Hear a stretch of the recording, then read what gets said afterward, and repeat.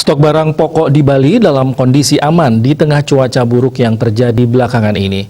Mengandalkan pasokan bahan pangan lokal, Bali optimis masih mampu memenuhi kebutuhan masyarakat di tengah adanya kekhawatiran tersendatnya pengiriman dari luar Pulau Dewata akibat cuaca buruk.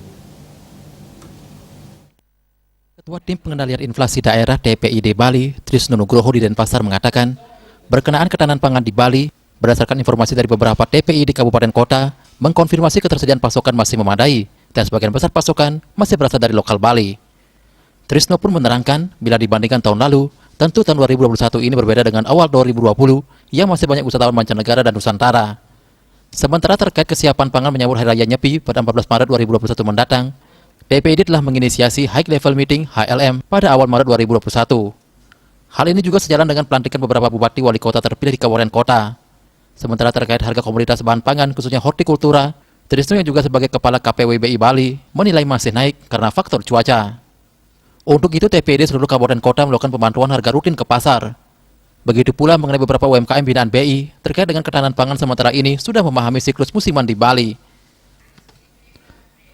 UMKM binaan sudah memahami dan mencocokkan dengan tanam yang tumbuh di musim hujan sehingga tetap produktif di musim hujan. Sebelumnya Trisno menyampaikan berdasarkan data di Sperindang Bali terkait perkiraan ketersediaan stok barang pokok di Pulau Dewata untuk periode Februari 2021, ketahanan stok mencukupi pemenuhan rata-rata 2 bulan ke depan. Berdasarkan informasi dari berbagai lembaga terkait, kelancaran distribusi saat ini masih lancar. Itu terlihat dari pasokan kebutuhan pokok masih memadai di pasar-pasar.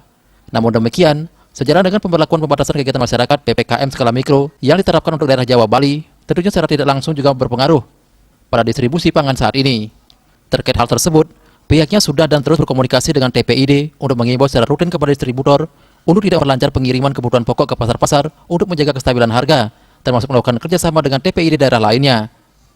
Kerjasama TPID yang sudah ada saat ini antara TPID Bangli dan TPID Lombok Barat. Kerjasama tersebut antara lain terkait distribusi telur ayam ras dari Bangli dan jagung sebagai pakan ternak dari Lombok Barat. Selain itu, saat ini juga telah dilakukan penjajakan antara Provinsi Bali dan NTB terkait kerjasama pemasaran produksi hasil pertanian. Selain itu, di tengah faktor musim dengan curah hujan yang cukup tinggi, TPID Bali juga telah melakukan upaya-upaya dalam mendukung ketahanan pangan di wilayah Bali sendiri.